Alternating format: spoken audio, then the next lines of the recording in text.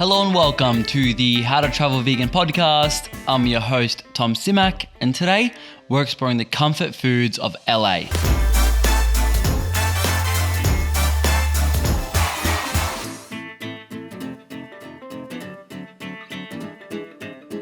This is part 2 of a 3-part series covering LA. The last one was the healthy food and the next one will be dessert. But today we're covering the glamorous, mouth-watering, endorphin-releasing comfort/junk food part of LA.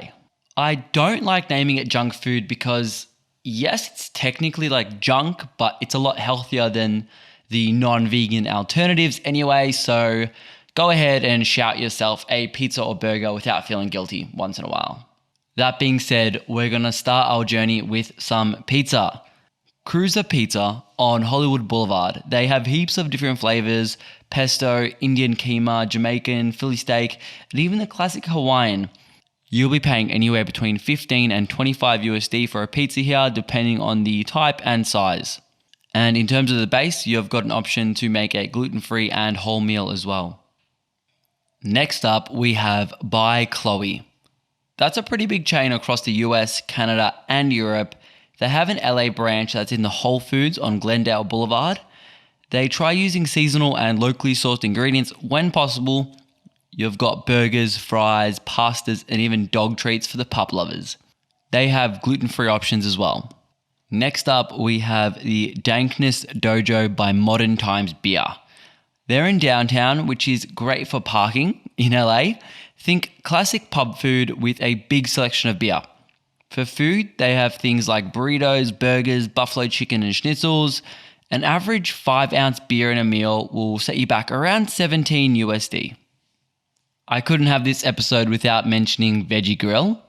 They're all over the States with a few branches in Cali. I think the most central one is the one on West Sunset Boulevard. But you've got heaps of options here: cheesesteak, Beyond Patties, nachos, burgers, and heaps more. And they've got a nutritional calculator on their website, which I love. If you're curious like me, check it out. Moving on to Krimsey's Cajun Kitchen. Really cool woman-owned small business, and they have a pretty cool environmental policy if you're into reading that kind of stuff. They have a fair selection of some pretty spicy foods, things like jambalaya, sausages, sandwiches, and even desserts. An average main will set you back around $13 USD. Next up, we have Seabirds Kitchen. They have 3 locations: Newport, Costa Mesa, and Long Beach. They are a fully vegan restaurant with a variety of foods like tacos, nachos, waffles, cakes, and of course cocktails. An average main and dessert will set you back around $25 USD. We then have Doomie's restaurant, which has a few locations, and 2 of the chains are called NextMax. All vegan. We're talking burgers, chicken, barbecue shakes, and a whole bunch of other fried things. The NextMax chains are basically all Mexican foods like burritos and tacos. And that is all for the food portion of things. Of course, there's plenty more that you can try. Those are just my top suggestions if you have a limited amount of time there. For vegan tours and activism, please check out the episode before this on the healthy foods of LA, and it's just in the last minute or 2 of the episode with all the things you can do and check out. And that is all from me today. If you have any questions, hit me up on TikTok and or Instagram at How to Travel Vegan. Much love. Peace.